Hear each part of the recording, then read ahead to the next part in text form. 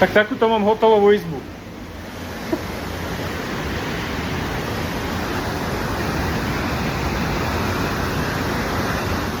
Riadna divočina. Takže odskočil som si trošku na dovolenku a išiel som sa pozrieť do Peru na Machu Picchu a do Amazonie vlastne. Toto je vlastne prales, tam sa začína ten prales amazonský.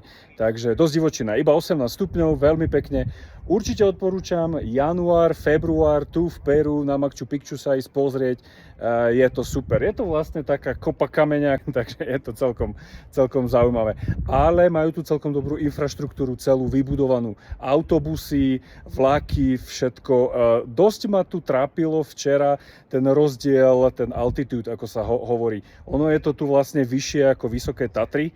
A v to Cusco, kde sa vlastne priletí z Limy, ktoré je hlavné mesto Peru je Lima, do Limy priletíš, potom je Cusco, tam doletíš a to je vlastne 3400 metrov nad morou, čo je riadna pecka. A prvý deň som tam bol vlastne včera a večer ma to tak chytilo, nemohol som celú noc spať, takže som dosť unavený, ale veľmi pekne. Majú tu aj tie malé lámy a tak.